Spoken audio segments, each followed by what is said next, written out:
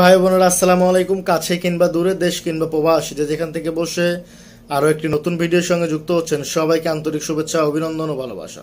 প্রিয় প্রবাসী বন্ধুরা, ভিডিওর মূল বিষয় হচ্ছে বাংলাদেশ বিমানবন্দরগুলো নিয়ে। বাংলাদেশ বিমানবন্দরে কি কোনোদিনও যাত্রী হয়রানি বন্ধ হবে না? প্রবাসী হয়রানি বন্ধ হবে না? এটির কি কোনো শেষ হবে না?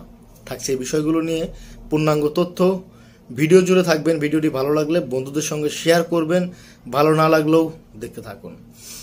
বাংলাদেশ বিমানবন্দরে সচরাচর আমরা একটি বিষয় জানতে পারি কিংবা শুনতে পাই, সেটি হচ্ছে টলি নিয়ে। এর আগে আমরা আজ থেকে 2 থেকে 4 মাস আগে শুনেছি যে বাংলাদেশ বিমানবন্দরে 2500 টলি যুক্ত হয়েছে ঢাকা হযরত শাহজালাল আন্তর্জাতিক বিমানবন্দরে। যদি সেই টলিগুলো যুক্ত হয়ে থাকে তাহলে টলি সংকট কেন এই মুহূর্তে বিমানবন্দরে? প্রশ্ন হচ্ছে একটি। দ্বিতীয় আরেকটি বিষয় হচ্ছে টলি নিয়ে কেন বাইরে যাওয়া যাবে না, বাইরের গেট অবধি? নির্দিষ্ট তাদের একটি সার্কেল দেওয়া আছে, সার্কেলের যে এরিয়াটি রয়েছে এর বাইরে কেন যাওয়া যাবে না? কেউ দিতে পারবে প্রশ্নের উত্তরটি? কেউ দিতে পারবে না, কেউ বলার জন্যও নেই। ইতিমধ্যেও অনেক সাংবাদিক কিংবা অনেক বিভিন্ন টেলিভিশনের সাংবাদিকরা এই বিষয়গুলো নিয়ে আপনাদের মাঝে তুলে ধরেছে এবং এখানে প্রতিবাদও করা হয়েছে। তো সেই পরিপ্রেক্ষিতে আমিও একজন প্রবাসী, এটি আমার কাছেও একটি বিরক্তকর জিনিস মনে হয়। যখনই আপনি প্রবাস থেকে বাংলাদেশে যাবেন, আপনার বাড়ি থেকে কিংবা আপনার আত্মীয় স্বজন যারাই আপনাকে বিমানবন্দরে রিসিভ করতে আসবে তাদেরকে এখন দাঁড়িয়ে থাকতে হচ্ছে 6 মাইল দূরে।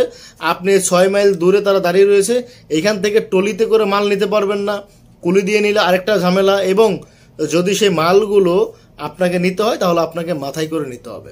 তার মানে কি, যে প্রবাসী হয়রানি যত প্রকার রয়েছে সেগুলো আমাদের বাংলাদেশ বিমানবন্দরে রয়েছে। কেন আমরা বিশ্বের অন্য দেশে দেখি না? আপনার টলি 2-4 কিলোমিটার দূরে নিয়ে গেলেও তো কোনো সমস্যা হচ্ছে না। তবে আমাদের বাংলাদেশের সমস্যাটা কোথায়? মূলত কিছুদিন পর পর আপনারা রিজার্ভ ফান্ড শেষ হয়ে গেছে, এটা শেষ হয়েছে, ওইটা শেষ হয়ে গিয়েছে, প্রবাসী আব্বারা টাকা পাঠাও, এটা বলতে তখন লজ্জা করে না? আপনি যদি প্রবাসীদের কাছ থেকে নিতে চান তাহলে তো আপনাকে অবশ্যই প্রবাসীদেরকে কিছুটা সার্ভিস দিতে হবে না? প্রবাসীরা তো আপনার কাছে বেনিফিট চার্জ চাচ্ছে না, কিংবা বেনিফিট কখনো চায়ও না। প্রবাসীরা চায় তাদেরকে যেন হয়রানি না করা হয়, তাদের যে প্রাপ্য কিংবা ন্যায্য যে জিনিসটা সেইটা তারা চায়। আপনারা যেমন বলেন যে আপনারা বৈধ পথে রেমিটেন্স পাঠান, তো বৈধ পথে রেমিটেন্স পাঠানোর পরেও যদি আপনারা সেই রেমিটেন্স দিয়ে দেশের খাতে কাজে লাগাতেন তাহলে তো একটি কথা ছিল। অথচ প্রবাসীদের টাকা দিয়ে প্রবাসীদের জন্য যে কাজটি করবেন সেটি আপনাদের দ্বারা হয় না। তবে প্রবাসীরা কিভাবে বাংলাদেশে বৈধ পথে রেমিটেন্স পাঠাবে? এই যে একটি বিষয় আমাদের মন্ত্রীরা কিংবা আমাদের অন্যান্য প্রবাসী কল্যাণ ব্যাংকের যেই কর্মকর্তারা রয়েছেন তারা মাঝে মধ্যেই বলেন টেলিভিশনের সামনে, সাংবাদিকদের সামনে এসে যে ভিসা জোগাড় করেন আপনি, টাকা জোগাড় করবে ব্যাংক, প্রবাসী কল্যাণ ব্যাংক। ভিসা জোগাড় করে ফ্লাইট হয়ে যাচ্ছে, লোক ছুটিতে মানে বিদেশে এসে ইনকাম করে আবার ছুটিতে যাওয়ার সময় হয়ে যায়, ছুটিতে গিয়েও আপনার প্রবাসী কল্যাণ থেকে ব্যাংকে লোন পায় না। ওই যে কেন পায় না? তাদের কিছু টার্ম অ্যান্ড কন্ডিশন রয়েছে। 3 জন জামিনদার, সরকারি চাকরিজীবী লাগবে, ব্যবসায়িক লাগবে, এইটা লাগবে, চেক লাগবে, জমির দলিল লাগবে, বিভিন্ন কিছু। অথচ মুখ দিয়ে যখন বলবে তখন সব দিয়ে দিচ্ছে। দিতে মনে করেন যে প্রবাসীদের পিছনে বাস, হাতে হেরিকেন দিয়ে ধরিয়ে দিবে, এই অবস্থা। তো প্রিয় প্রবাসী বন্ধুরা, আমরা আপনাদেরকে বলবো না যে আপনারা বৈধ পথে টাকা পাঠাবেন না, অবশ্যই বৈধ পথে টাকা পাঠাবেন, দেশের উন্নয়নে অবশ্যই অংশগ্রহণ করবেন। কিন্তু আমাদের সকলেরই একটি দাবি, বিমানবন্দরে প্রবাসী হয়রানি মুক্ত চাই।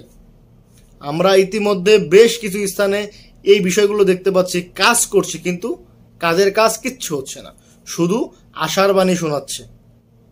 এই যে এখন বর্তমানে বিমানবন্দরের টলি সমস্যার সমাধান কে করবে? এটি সবচেয়ে বড় সমস্যা হচ্ছে এখন প্রবাসীদের জন্য। কেননা তাদের গাড়িগুলো গেট অবধি আসতে পারছে না, এবং গাড়ি যদি গেট অবধি না আসতে পারে তাহলে অবশ্যই তাকে মাল সামানা নিয়ে বাইরে যেতে হবে। বাইরে গেলে যে কতটা রিস্ক, একজন প্রবাসী যখন বাংলাদেশে যায় তার সঙ্গে কিছু না কিছু হলো, একদম ম্যাক্সিমাম কম করে হলো 1 থেকে 2 লক্ষ টাকার জিনিসপাতি থাকে। এইগুলো তো বিমানবন্দর ভিতর থেকেই ব্যাগ হারিয়ে যার, বাহিরের অবস্থা তাহলে কি?